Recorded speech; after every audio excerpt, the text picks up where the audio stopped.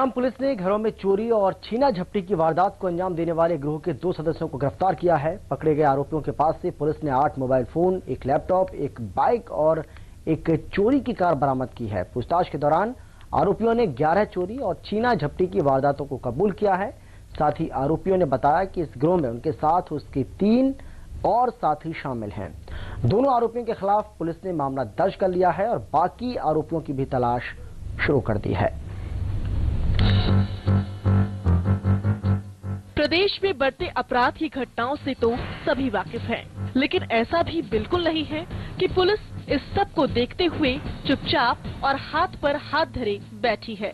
दरअसल गुरुग्राम पुलिस के anti snatching staff ने घरों के अंदर चोरी और छीना झपटी की वारदातों को अंजाम देने वाले गिरोह के 2 सदस्यों को गिरफ्तार कर कामयाबी हासिल की है।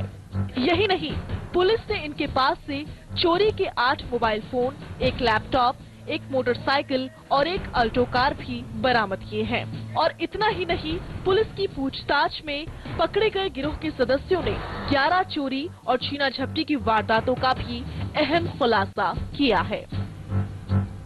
एंटी चेन स्नेचिंग स्टाफ को सूचना मिली थी कि चोरी और छीना झपटी की वारदातों को अंजाम देने वाले गिरोह के 2 सदस्य सुशांत लोक के गलेरिया मार्केट के पास आज फिर कोई वारदात करने की फिराक में घूम रहे हैं और इसी सूचना के आधार पर एंटी चेन स्नेचिंग स्टाफ ने बताई गई जगह के मुताबिक अपराधियों की तलाश करनी शुरू कर दी।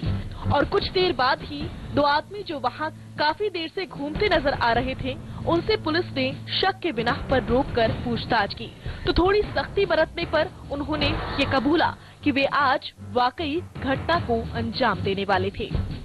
आरोपियों से पूछताछ करने पर उन्होंने बताया कि उनके अलावा 3 लोग और भी गिरोह में शामिल हैं, जो चोरी की वारदात से पहले उस जगह की रेकी करते हैं और पहले भी चोरी और लूट की वारदातों में जेल जा चुके हैं।